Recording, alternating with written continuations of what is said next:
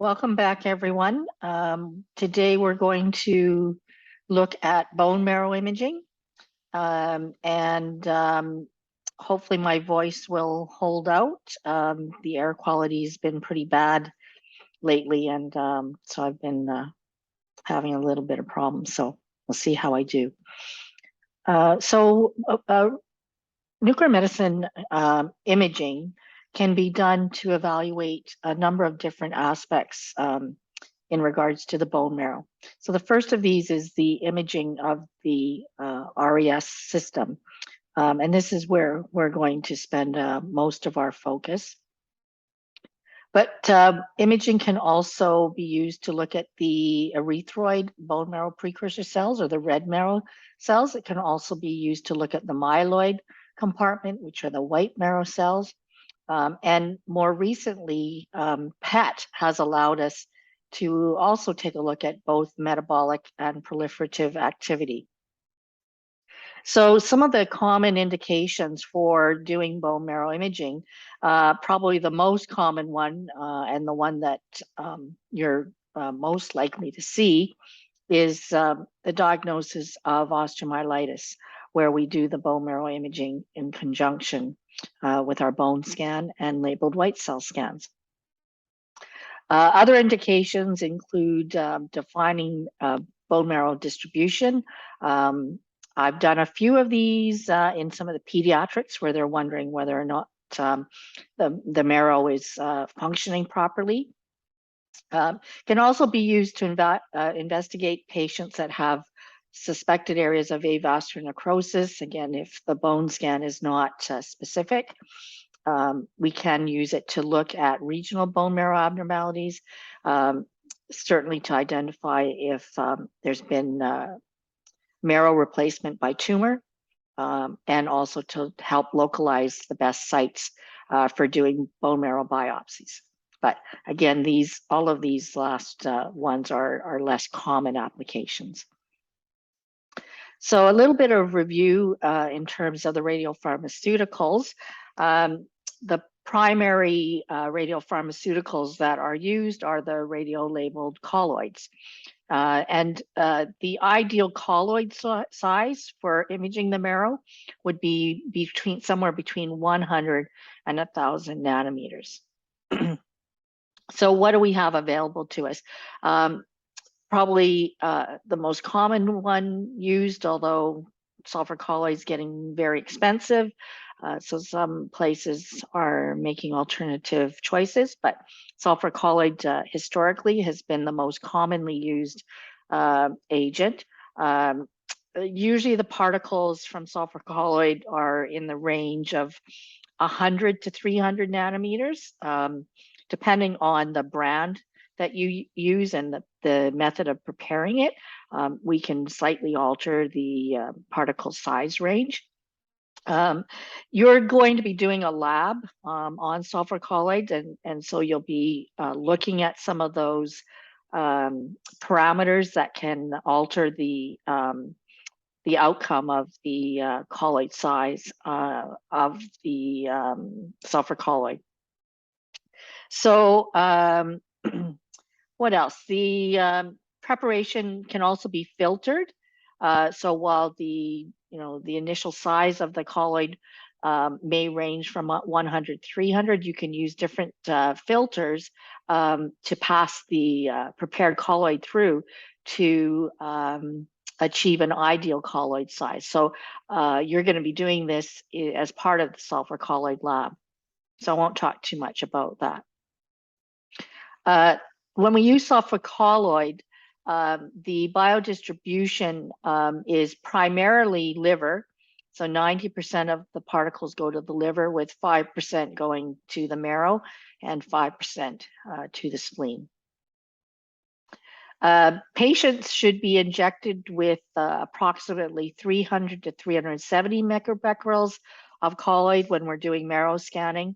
And note that this needs to be freshly prepared colloid. So you wouldn't want to be using colloid that is more than about 2 hours old. And the reason for that is that when the colloid sits for long periods of time, it can alter the biodistribution, and we end up with more blood pool and bladder activity on the scan, which significantly degrades the diagnostic image, particularly if you're looking in the pelvis and the hip area. It can definitely interfere with imaging. And some places actually acquire an anterior posterior pelvis image initially just to sort of assess the distribution of the colloid and make, in a sense, a visual quality control. Once the colloid is prepared and QC'd and injected, the imaging is done about 30 minutes post-injection. And as we sort of mentioned previously, the colloid marrow scan can be done in conjunction with the Indium white blood cell study. And we'll talk about why we might want to do that and what the findings might help to show. Just one other word about sulfur colloid. Note that if we increase the heating time for the colloid, that tends to result in larger particles, and those particles favor uptake in the liver. Whereas if you reduce the heating time, it may contribute to a smaller particle size, which may give preference to uptake in the marrow. So as I said, there are alternatives to sulfur colloid, and one of these is technetium albumin colloid. So this is a microaggregated albumin as opposed to the macroaggregated albumin that we use for lung perfusion imaging. Or it may be in the form of what we call a nanocolloid. These are commercially available kits. They usually utilize human serum albumin as the base for the colloid. The nice thing about these albumin colloids is they tend to have much smaller particle sizes, typically in the range of 3 to 30 nanometers, but the vast majority of the particles are less than 80 nanometers. And as I mentioned before, the smaller the particles are, the greater preference for uptake by the marrow compared to the liver. So when we use these albumin type colloids, we tend to get a slightly different biodistribution favoring the marrow. The downside of this, though, is when we have these smaller particles that we may also get increased kidney excretion. And because it's an albumin or a blood pool label, that we might actually get some higher body background as well. Two other commercially available agents that can be used include technetium calcium phytate and the tin colloid hepatate. But again, these tend to have wider ranges of particle sizes, and there's not a clear advantage to using these over the sulfur colloids or the albumin colloids. There are a number of non-colloidal radiopharmaceuticals that are available for looking at the bone marrow. We're not really going to focus on those, but they are listed in Appendix A.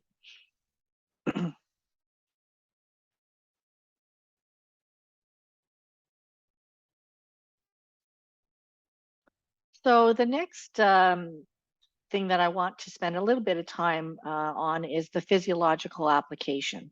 So why do we use colloids, and how are they taken up by the bone marrow? So the lymphoreticular cells, or historically known as the RES cells of the liver, the spleen, and the bone marrow, are responsible for phagocytosis of particles. So the mechanism of uptake is phagocytosis of the blood-borne colloid particles. Now, there are a number of factors that can affect the biodistribution as well as the rate of clearance from the blood. So this includes blood flow. we get about 30% of the cardiac output going to the liver.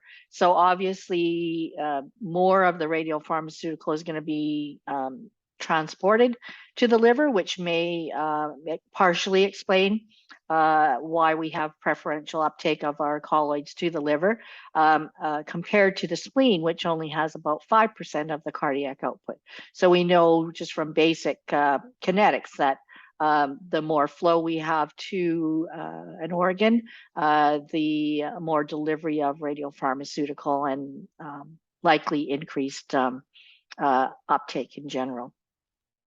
The biodistribution and uptake obviously also depends on the function of the RE cells, right? So they need to be functioning in order to perform the phagocytosis and take up the colloid particles. But in addition to the functional ability of the RE cells, there are some specific particle characteristics that can influence uptake. So I already mentioned particle size. So a general rule of thumb is that the larger the particles are, the faster they're going to be cleared out. And we tend to get more uptake by the liver and the spleen. Whereas the smaller the particles they tend to be taken up preferentially by the bone marrow. And that's why when we're preparing our colloids, we prefer to have a smaller average particle size. Now, the number of particles may also play a role. If there's an excessive amount of particles, obviously it's going to take longer to clear them out of the blood stream.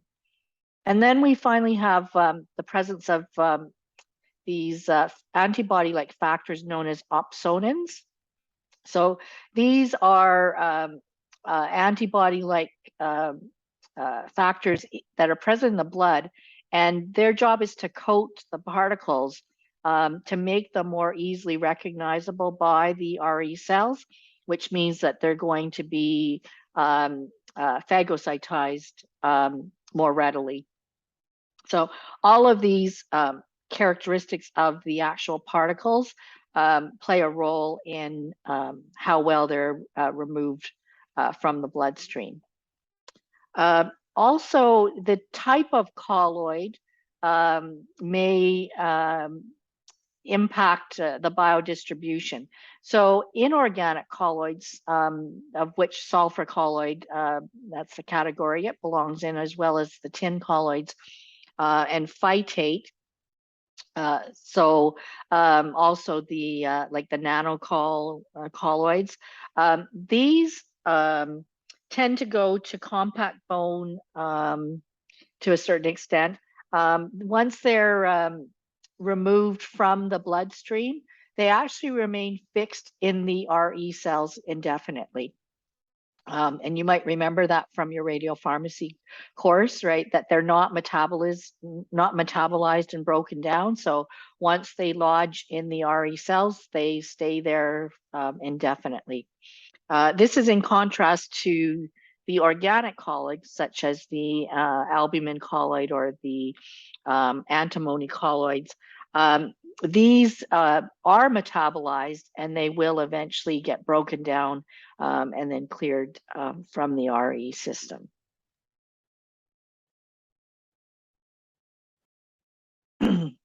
So what does a normal biodistribution of a bone marrow agent look like?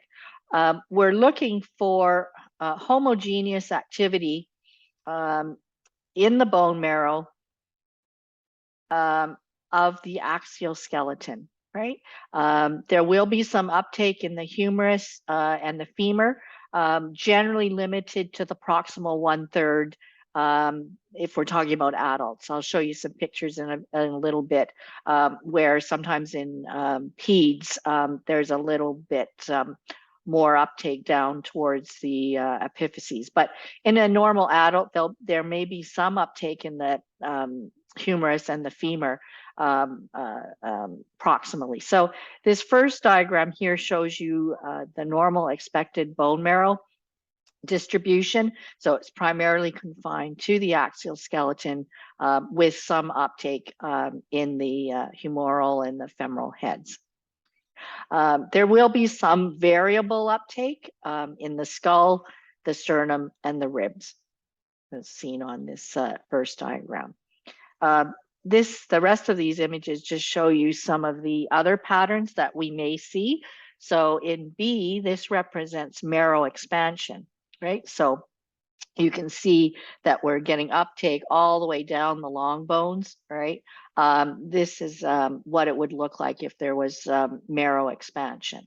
The third one is reduced bone marrow uptake. So you can see we're sort of missing the expected uptake in the sternum and in the pelvis.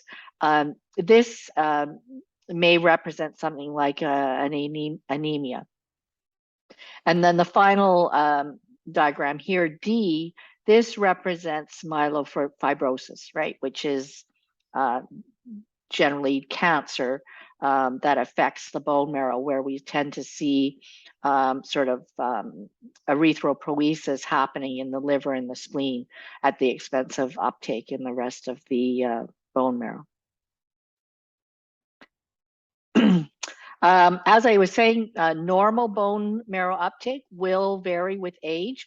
So you can see here that the first diagram is a 1-year-old, and you can see that we see uptake all through the long bones, a fair amount of activity in the area of the epiphyses. So this is normal for a young individual. As they get a little bit older, we tend to have a little less uptake in the epiphyseal growth plates, although we're still seeing some activity extending down through the long bones. And then by the time they're 13 years old, or some might say by the time they reach sort of adult status, we no longer have that uptake normally beyond the proximal femur. So it does vary based on age, and you have to keep that in mind when you're evaluating the bone marrow scan. So this is an example of a white blood cell study. As you know, marrow it is composed partly of white blood cells, and so we will get white cell uptake and localization in the marrow. So the first diagram here is, again, a scan of a 15-month-old, and you can see that there is uptake in all of the medullary cavities. This is representing active marrow throughout the skeleton, with a fair amount of uptake in the spleen. And this is why when we do white cell studies, particularly if we're using indium, the radiation dose to the spleen is very, very high, right? And that's actually the limiting factor to how much of a dose we can actually administer to, in particular, a child. The image on the right here represents a normal white blood cell scan in an adult, right? So again, we've got marrow and white cell uptake throughout the axial skeleton. But as you can see, that as the patient ages, we lose that uptake in the all the way through the long bones, and it tends to only have a little bit of uptake in the proximal portions of the femur.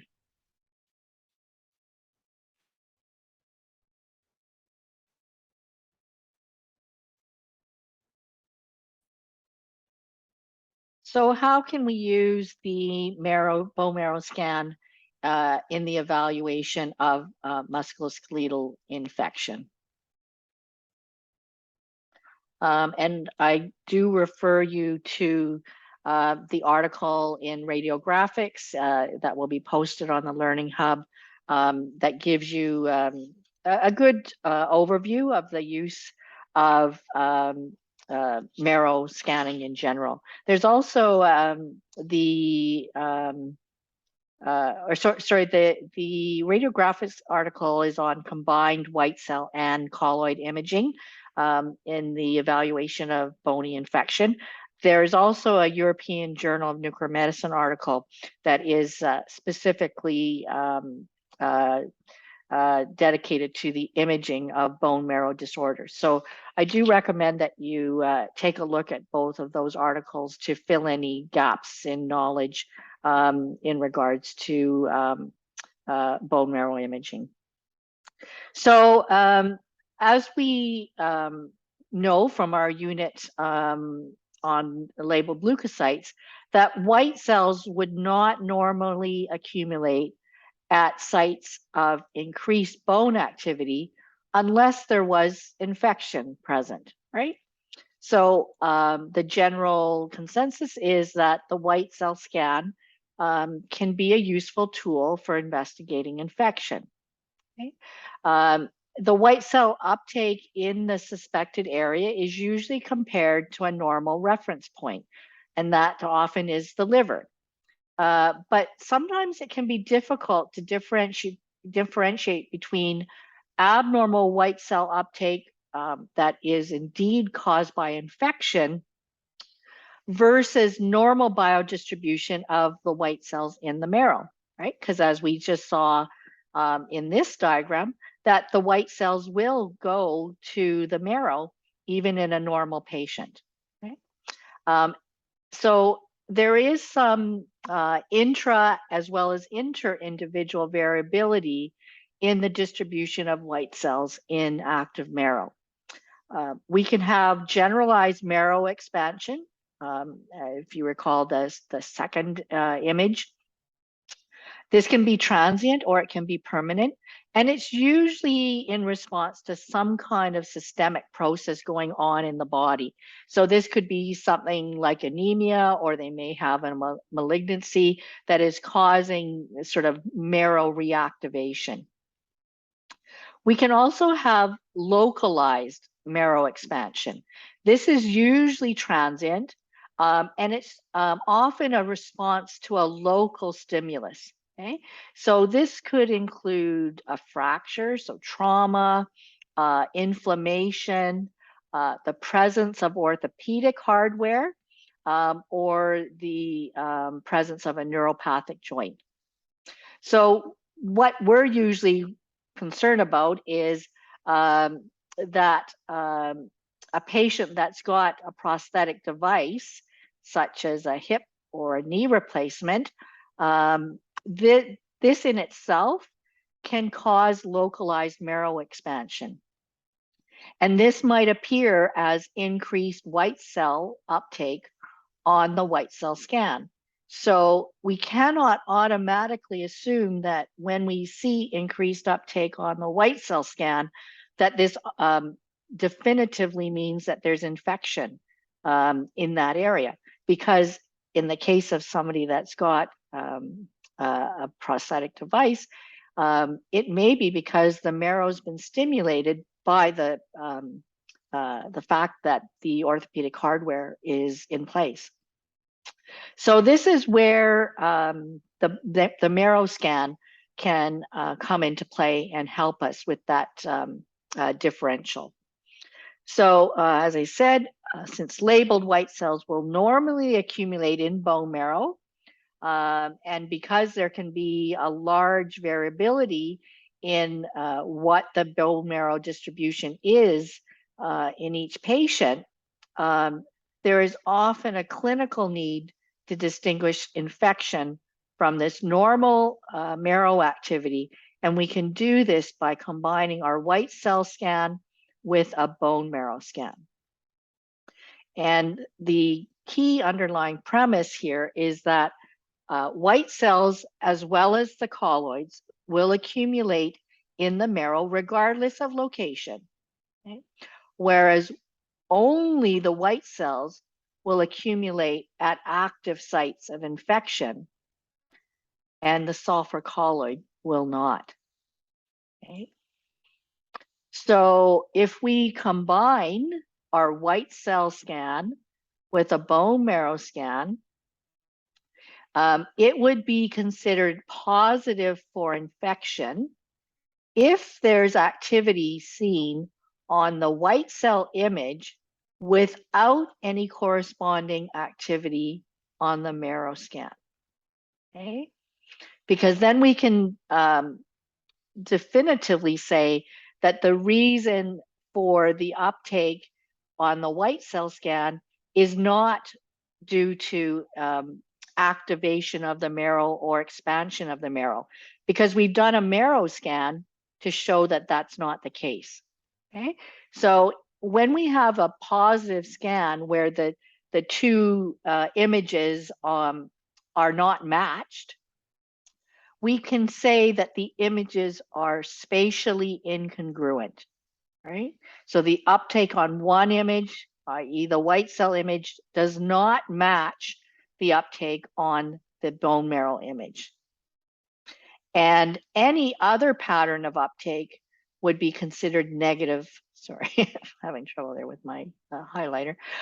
Any other pattern would be considered negative for infection. So if the two images matched in terms of the uptake on the white cell scan, matching that we would see on the marrow scan, then this would be considered negative for infection.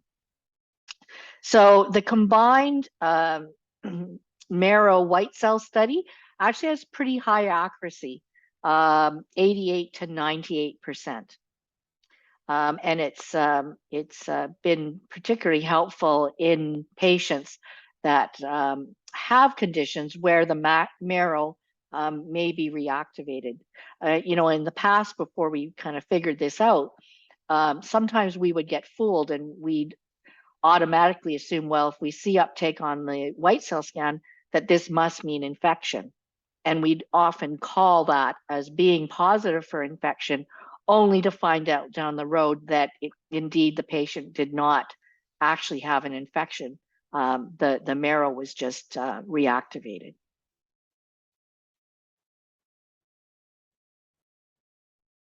Okay, so before I show you some images and ask you to, decide whether or not we're seeing infection or not, there are two questions that students commonly ask. And the first one is, why do we see marrow uptake in a patient that's had a joint prosthesis inserted? So this phenomenon is thought to be due to the displacement of marrow during the implantation process, right? So they obviously have to drill into the bone and insert the end of the prosthetic device into the femur, in the case of the hip. And the process of doing this may cause displacement of marrow.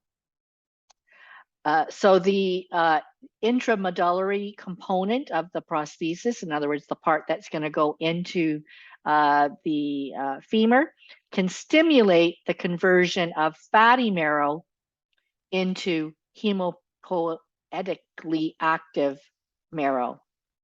Okay, so it converts fatty marrow into active marrow. So in the case of the patient that's got aseptic loosening, this is also frequently accompanied by an intense inflammatory reaction. And so there's some thought that this may also stimulate the conversion of the fatty marrow into the hematopoietically active marrow, which then causes the uptake of our marrow agent, as well as the white blood cells. But regardless of the reason, just the presence of a joint prosthesis, or really any kind of orthopedic hardware for that matter, you could have a patient that, had a really bad broken ankle or something where they put screws and plates in. That would also cause an abnormal looking marrow scan and white cell scan. Okay, so the presence of the joint prosthesis can cause changes in the normal distribution of the bone marrow. And this is reflected by our scans. Okay, so if we see white cell uptake in a patient with a prosthesis, we cannot just automatically assume that this is due to infection, right? We cannot say, well, we see white cells, so there must be an infection. We can't do that until we take an image of their marrow to make sure that the marrow hasn't been expanded or reactivated before we can make the definitive diagnosis on the basis of what the white cell scan looks like. So this is why we need to much of the time do a marrow scan, right, to differentiate between infection versus marrow reactivation or expansion. Okay, so the second question that's often asked is, so why does infection cause an increased uptake on the white cell study, but it doesn't create an increased uptake on the colloid scan? So there's a fairly complicated explanation for this, and I would not expect you to memorize this, but oftentimes the students just want to know, what the process is. So the reason is that this results from the evolution and progression of the infection. So early on in the infection, the bacteria will localize in the bone, and then they proliferate, and they can cause an influx of the inflammatory cells, which are predominantly the neutrophils. And this explains the presence of increased activity on our white cell images, right? Because you've got this influx of neutrophils to the site of the infection. But within 48 hours of the bacterial seeding in the site of infection, the entrapped bone begins to undergo necrosis and abscess formation. At the same time, there starts to develop bone marrow edema and vascular congestion.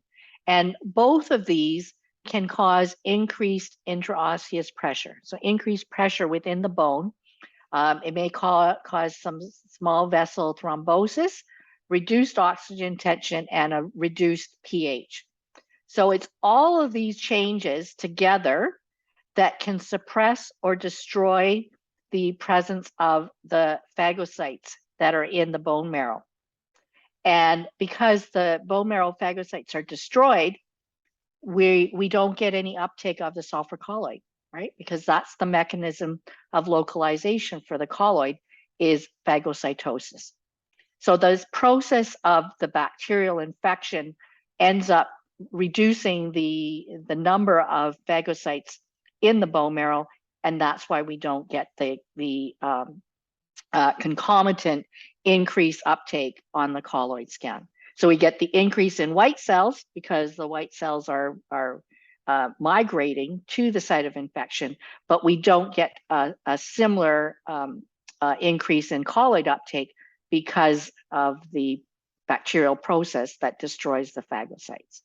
Okay, so again, I wouldn't ask you to memorize that process, but it may help you to sort of wrap your head around why we see what we see. Okay, so I just want to show you a couple of images, and this will help you hopefully test yourself on whether you kind of get the concept or not. So here's a patient that has osteomyelitis of the humerus, right? So we can see this uptake, this hot area on the white cell study, which would be consistent with infection, right? But we need to make sure that it's not just an increase in white cell uptake because of reactivated marrow. So they did the the marrow scan, and you can see in that same area where it was hot on the white cell study, that there's actually a cold spot there, a photopenic spot.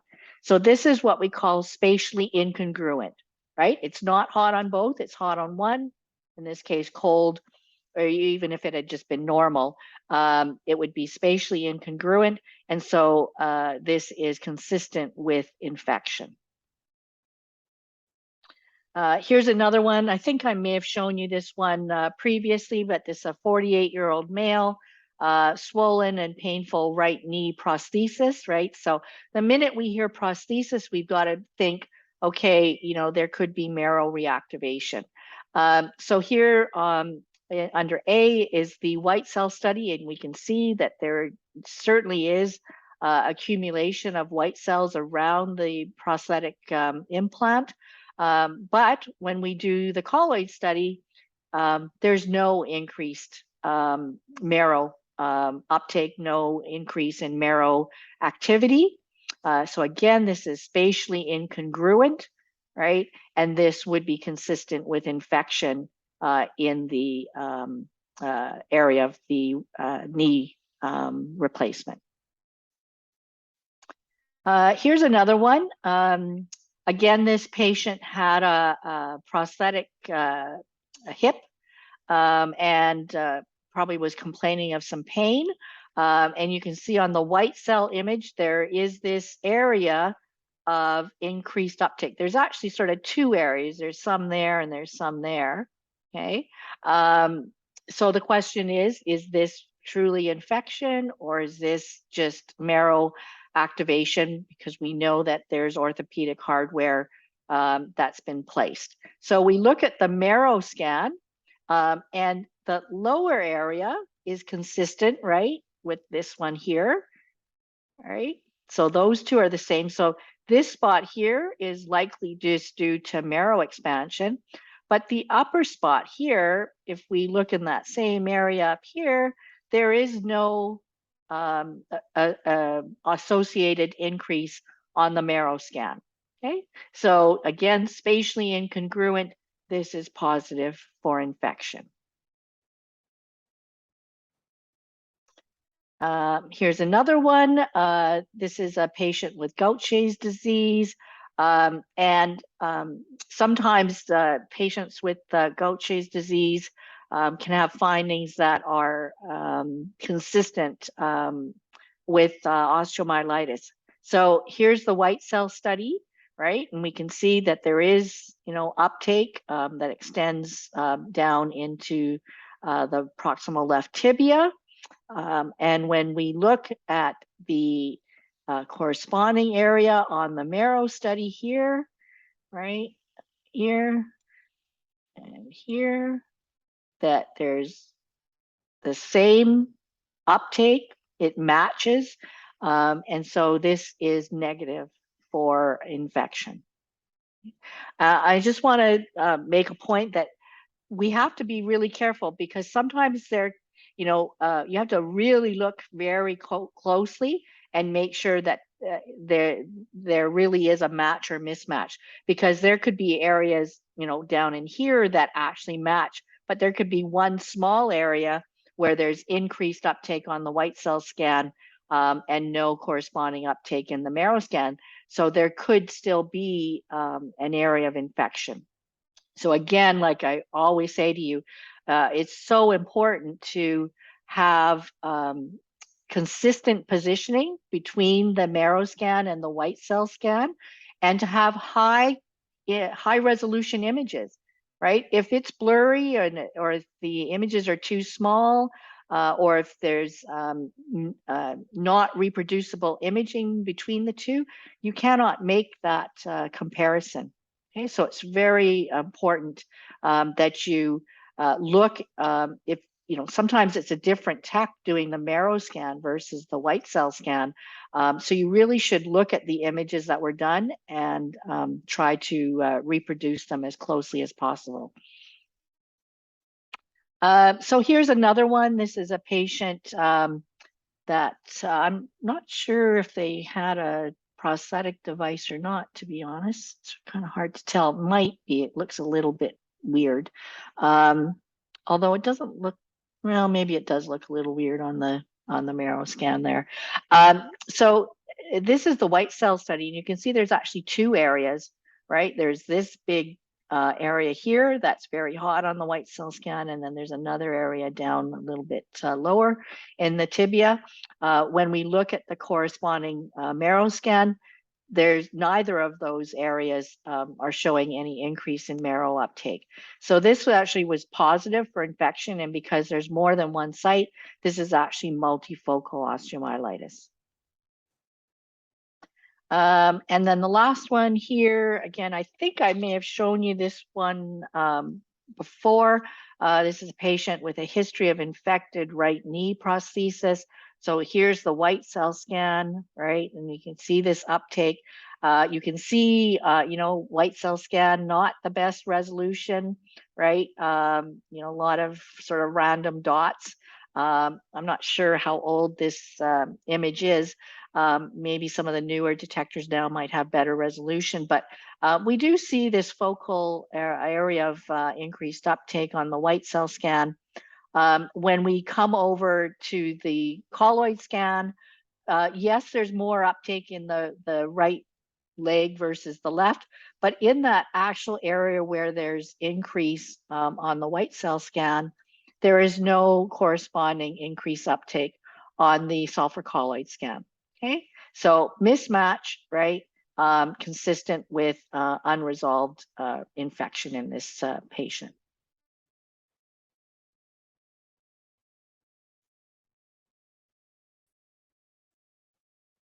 Okay, so just before we finish up this unit, I want to spend a little bit of time talking a little bit about differentiating between infected prosthesis versus aseptic loosening. These are the two most common entities that we're often asked to distinguish between. And so I thought I'd try to summarize it for you. So both loosening and infection can lead to the failure of the prosthetic joint. So it's important to be able to determine if either or both of these are happening. But it can often be difficult to differentiate between them because they can have very similar clinical findings. Okay? So the clinical findings include fever, right, pain, and tenderness around the area. And many of these signs and symptoms, along with the lab test results, x-rays, joint aspiration, are often both non-sensitive and non-specific. Okay? And so that they need to find another way or a better way of differentiating between these two. In addition to the fact that there's no other good way of determining whether it's loosening or infection, when we combine that with the fact that artifacts from the metal hardware can interfere with other types of cross-sectional imaging, it shows again the value of nuclear medicine imaging in patients where they're trying to differentiate between these two. These patients have lots of metal hardware in them, and it can cause artifacts, particularly on CT. So why is it important to differentiate between loosening and infection? So the answer to this is similar to when I asked you the question, what's the difference between osteomyelitis and cellulitis?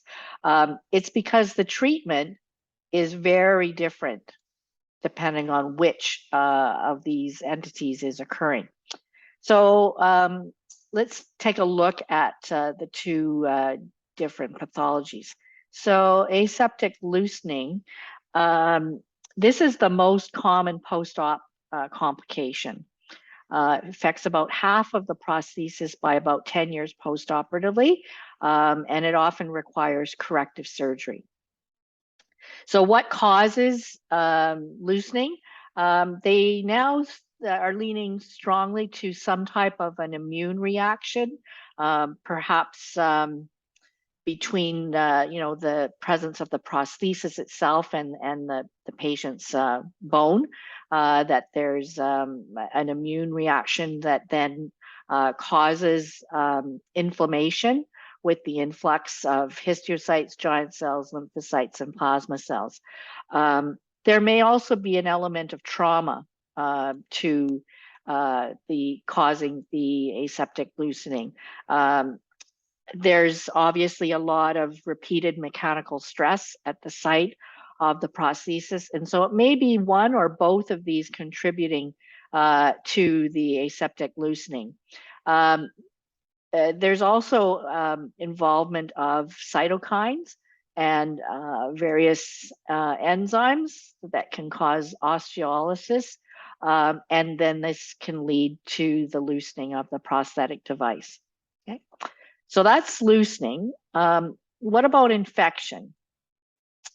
So infection actually only affects about 1 to 4% of patients post arthroplasty, right? So it's a lot less common than aseptic loosening.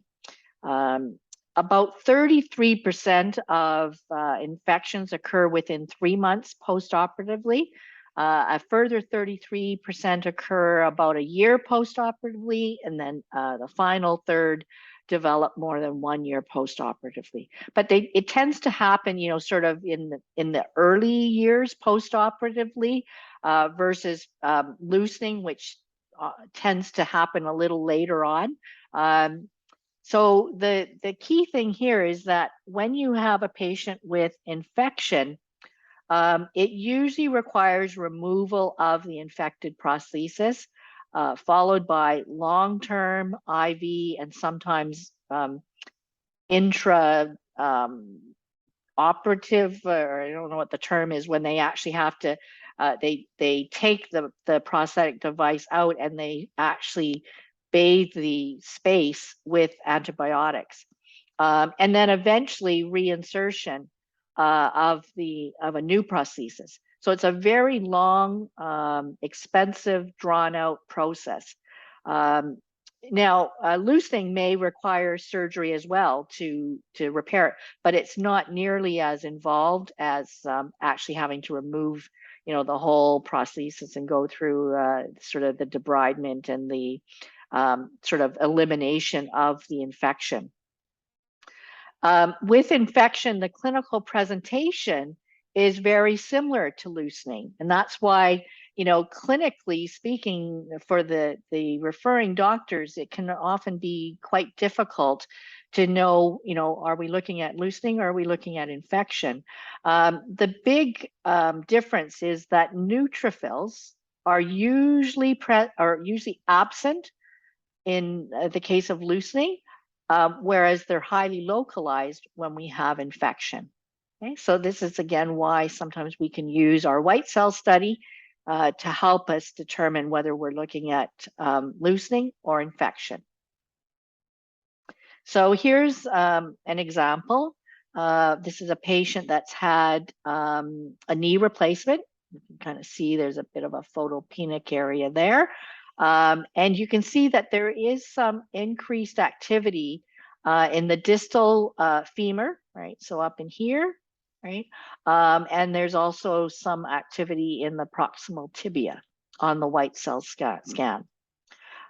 However, if you look over at the marrow scan, it's almost identical, right? So that area on the white cell scan in the femur is also hot on the marrow scan, and this activity in the proximal, or sort of the proximal tibia is also spatially congruent.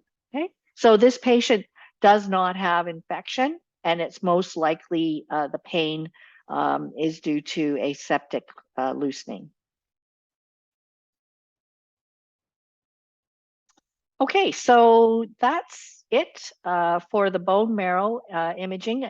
This is Appendix A, again, that just shows you some of the other agents that have been used. And some of them are still clinically used to evaluate bone marrow imaging in specific pathologies. So that's it for bone marrow imaging. And I hope that it is all clear now. The reason why there's value in doing the bone marrow scan in conjunction with the bone scan and the white cell scan.